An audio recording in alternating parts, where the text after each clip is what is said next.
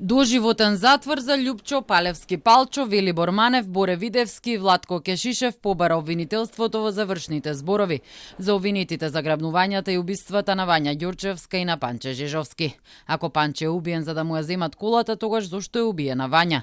Е прашањето кое си го поставуваше јавноста. А обвинителката Ана Стојковиќ Димитровска даде одговор дека мотивот и побудите не мора нужно да бидат познати, туку сторителот одговара за дејствијата кои ги преземал и последиците кои ги предизвикал. Палевски од другите тројца обвинети е посочен како извршител на убиствата и главен креатор на настаните, а исказите според обвинителката соодействуваат со доказите. Иако ниедна казна не е доволна за семејствата на жртвите, ниту постои санкција што би ги вратила истите. Сепак од аспект на специјалното значење, сторителите ќе ја добијат соодветната казна за своите дејствија, а од аспект на генералната превенција ќе се испрати порака дека одземање на човечки живот, а особено на живот на дете, општеството нема да толерира. Во судница од нејзиниот полномошник беа пренесени зборовите на Зорица Ѓурчевска, мајката на Вања.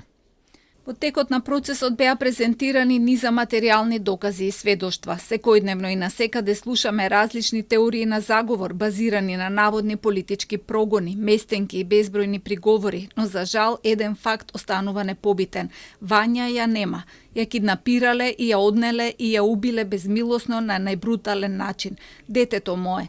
Кога ќе слушневме за некој немил настан и светот на двете мои керки, им велев дека вакви работи во Македонија, кај нас, не се случуваат. Далечни ми беа, но се случи и токму мене на моето најмило и не смее да се повтори. Ниеден родител не смее да го доживее тоа што јас го доживеав.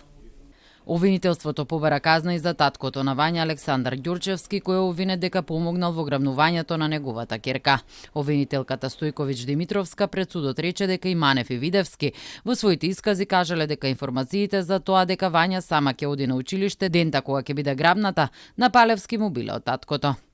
Не може сите искази да одговараат на фактичката состојба и да бидат вистинити за се, а само лажни за улогата на таткото.